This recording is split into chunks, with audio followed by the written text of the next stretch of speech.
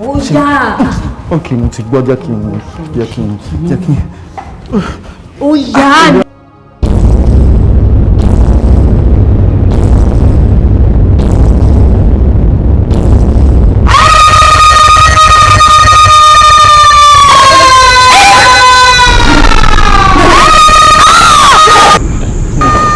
Ó sì bá lé onígbèdè apanàdà. Ẹ tilẹ̀kùn. Ṣé o ti rí? Bàbá,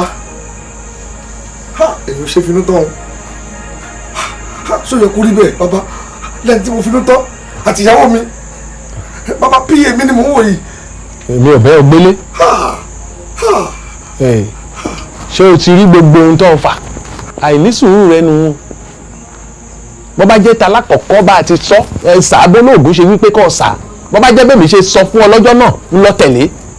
Ojú kòkòrò. Ìgbà tó o ti ń kánjú.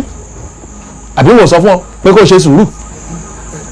Bàbá, ẹ̀yin àgbàlagbà lẹ sọ pé tẹ́lù bá kòkè tó kanlẹ̀, ó tún lè bí ká gbé e sí. Bàbá ẹ má jẹun kú báyìí. Èmi ò mọ̀ bóyá èmi ní kú kàn báyìí, ẹ má jẹ́ kó kàn mí, ẹ ṣàánú. Ọmọ bóyá wọ̀ lọ́kàn. Ẹ ṣàánú mi. Ọ ti kàn báyìí. Nígbà owó ọ̀hún dé, ṣọ́ wá sọ́dọ̀ mi. Ṣọ́ yabí. Ọmọdé ní ṣe mí bàbá, èmi ṣe bẹ́ẹ̀ mọ́. Ọmọdé ní ṣe mí. Ọ̀dà, mò ń bọ̀. Ṣé bàbá? Ṣé bàbá?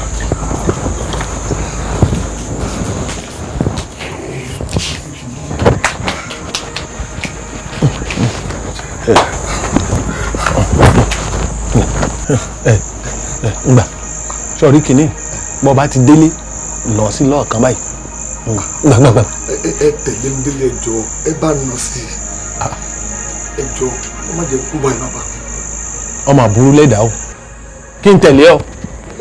Ìgbà tó o ti ń náwó ọ̀hún ṣọ́ọ̀rán tí yabí padà wá. Mo béèrè ṣọ́ọ̀rán tí yabí padà wá. Kí n wá tẹ̀lé ọ kí n lọ bẹ́ẹ̀ nà sí. Mò ń bọ̀ n ò tí ì dé ní. Gbà èyí tí mo ní tí mo lè ṣe fún ọ ni ti délé nà sí yóò fi lé rẹ̀ lẹ̀. Kí n kàn ná sí ìfilé mi ó dà bá bá tó ṣe jẹ́ ẹ máa retí mi o. Ẹ ṣe bàbá.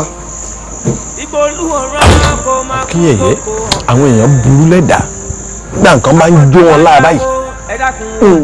Gbọmọgbọmọgbọmọgbọmọ lára bá ti tù ọ́ parí.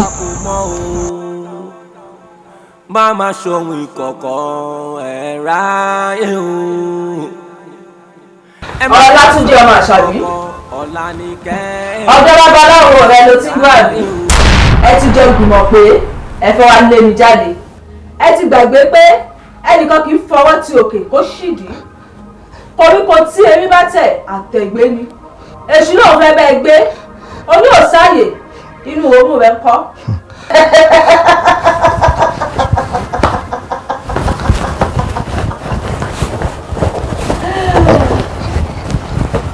Owó tí ọba wá lórí kò fi lé mi ló wá bí. Ó lè rí i.